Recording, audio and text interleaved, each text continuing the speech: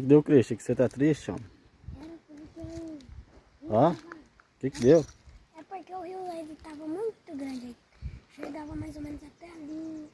Ia pescar. Mas só que não funcionou. Os peixes foram tudo embora.